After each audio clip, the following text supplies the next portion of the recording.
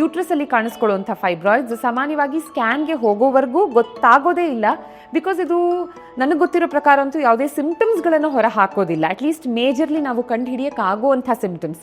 So ಇನ್ನೇನೋ symptoms ಹೊತ್ತು ನಾವು ಹೋದಾಗ ಸ್ಕ್ಯಾನ್ ಮಾಡಿದಾಗ ಯೂಟ್ರಸಲ್ಲಿ ಫೈಬ್ರಾಯ್ಡ್ ಇದೆ ಅಂತ ಗೊತ್ತಾಗುತ್ತೆ. ಸೊ ಇಂಥ ಯೂಟ್ರಿನ್ ಫೈಬ್ರಾಯ್ಡ್ಸ್ಗಳ ಬಗ್ಗೆ ಮಾತಾಡ್ತಾ ನಮ್ಮ ಜೊತೆ ಡಾಕ್ಟರ್ ಶ್ರೀನಿವಾಸ್ ಸರ್, ನಮಗೆ ಹೇಳಿ, ಆಫ್ಕೋರ್ಸ್ ನಮಗೆ ಗೊತ್ತು ಫೈಬ್ರಾಯ್ಡ್ಸ್ಗಳು ಸಿಕ್ಕಾಪಟ್ಟೆ ಕಾಮನ್ ಆಗಿ ಹೋಗಿದೆ ಇವತ್ತಿನ ದಿನ ಅಂತ.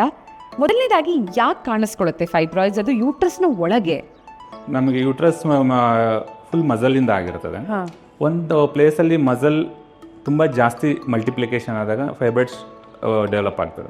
ಮೋಸ್ಟ್ಲಿ ನಮ್ಮ ರೀಪ್ರೊಡಕ್ಟಿವ್ ಏಜಲ್ಲಿ ಅಂದರೆ 15 ಇಯರ್ಸ್ ಟು 40 ಇಯರ್ಸ್, 35-40 ಇಯರ್ಸಲ್ಲೇ ಫೈಬ್ರಾಯ್ಡ್ಸ್ ಜಾಸ್ತಿ ಆಗೋದ್ರಿಂದ, ಅಂದರೆ ಗ್ರೋತ್ ಆಗೋದ್ರಿಂದ, it's one is hormonal influence. ಅಂದರೆ ನಮ್ಮ ಈ ಫಿಮೇಲ್ ಬಾಡಿನಲ್ಲಿ ಏನಿರುತ್ತೆ, oestrogen progesterone every month it's first half of the cycle oestrogen production ಆಗ್ತದೆ, ಸೆಕೆಂಡ್ ಹಾಫು ಪ್ರೊಜೆಸ್ಟ್ರಾನ್ ಪ್ರೊಡಕ್ಷನ್ ಆಗ್ತದೆ. ಇದು ಎವ್ರಿ ಮಂತ್ ವೇರಿ ಆಗ್ತಾ ಇರ್ತದೆ. ಎಕ್ಸಾಕ್ಟಾಗಿ ಈಗ 28 ಡೇಸ್ ಸೈಕಲ್ ಅಂದರೆ ಎಲ್ಲರೂ 28 ಡೇಸ್ಗೆ ಎಕ್ಸಾಕ್ಟಾಗಿ ಆಗಲಿಕ್ಕೆ ಆಗೋದಿಲ್ಲ, ವೇರಿಯೇಷನ್ ಆಗ್ತಾರೆ. ಹಾರ್ಮೋನಲ್ಲೂ ಬಾಡಿನಲ್ಲಿ ವೇರಿಯೇಷನ್ ಆಗ್ತಾ ಇರ್ತದೆ. ಈ ಹಾರ್ಮೋನ್ ಈಸ್ ಎಫೆಕ್ಟಿಂಗ್ ದ, ಅಂದರೆ ಫೈಬ್ರಾಯ್ಡ್ ಬೆಳಿಲಿಕ್ಕೆ ಕಾರಣ ಅಂತ ಹೇಳ್ಬಿಟ್ಟು ಪಾಸ್ಟುಲೇಟ್ ಮಾಡಿರೋದು.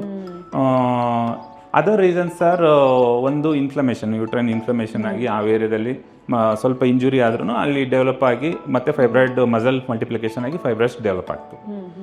Most of the fibroids almost 25 years ಆದಮೇಲೆ ಕಾಣಿಸ್ತದೆ. 25 ಇಯರ್ಸ್ ಒಳಗಡೆ ಇರೋ ಫಿಮೇಲ್ಸಲ್ಲಿ ತುಂಬ ಕಡಿಮೆ ನೋಡ್ತೇವೆ ನಾವು.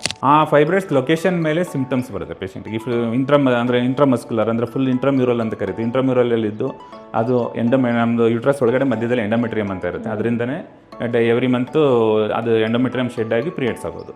ಆ ಎಂಡೋಮೆಟ್ರಿಯಮ್ಗೆ ಟಚ್ ಮಾಡಿದಾಗ ಅಷ್ಟೇ ಬ್ಲೀಡಿಂಗ್ ಜಾಸ್ತಿ ಆಗೋ ಚಾನ್ಸಸ್ ಸಿಂಪ್ಟಮ್ಸ್ ಆಗಿ ಬರ್ತದೆ. ಇಲ್ಲಾಂದರೆ ಅದಕ್ಕೇನು ಎಂಡೋಮೆಟ್ರಿಯಮ್ಗೆ ಟಚ್ಚೇ ಮಾಡಿಲ್ಲ ಫೈಬ್ರಾಯ್ಡು ಅಂದರೆ ಗೊತ್ತೇ ಇರೋದಿಲ್ಲ. ಇನ್ಸಿಡೆಂಟಲ್ಲಿ ನೀವು ಯಾವತ್ತಾದ್ರೂ ಅಲ್ಟ್ರಾಸೌಂಡ್ ಸ್ಕ್ಯಾನಿಂಗ್ ಏನಾದ್ರು ಪೆಲ್ವಿಸ್ ಮಾಡಿಸಿದಾಗ ಅಷ್ಟೇ ಗೊತ್ತಾಗ್ತದೆ ಫೈಬ್ರಾಯ್ಡ್ ಇದೆ ಅಂತ ಹೇಳ್ಬಿಟ್ಟು.